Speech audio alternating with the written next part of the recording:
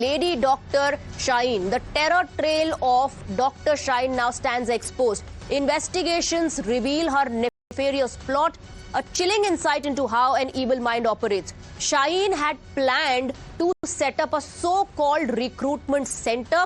She scouted locations across Uttar Pradesh and plotted to radicalize women. We just told you how she was tasked with the job of radicalizing, brainwashing, recruiting women with the help of social media, and she was tasked with heading the women's wing of Jaish-e-Mohammed. She even planned to run the center under the guise of an NGO, a plot she had been working on for nearly 6 months. Adib is joining us in the broadcast with more details. Adib, we've been talking about the role of Dr. Shaheen, which was not just limited to being in touch with Dr. Muzammil, others, and helping them in logistics, but also in brainwashing, radicalizing, and recruiting women.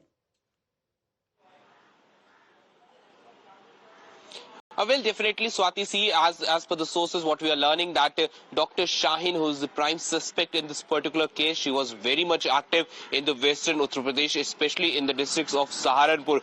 And in fact, many of the accused in this case, they all have some connections with the Saharanpur district.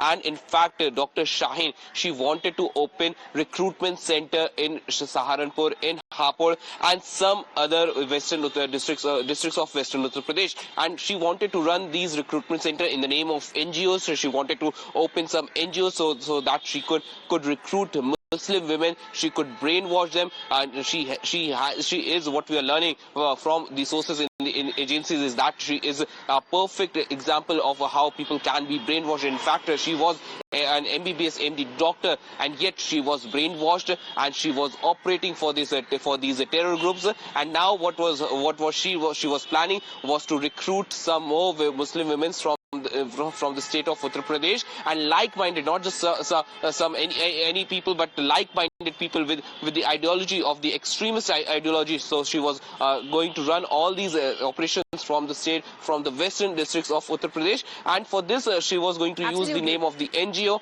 and also she was using her medical degree so that she can use it as the medical centers. This is what she was planning to do. The agencies, the officials will have to investigate whether or not she was able to get in touch with other women. If yes, who are those people?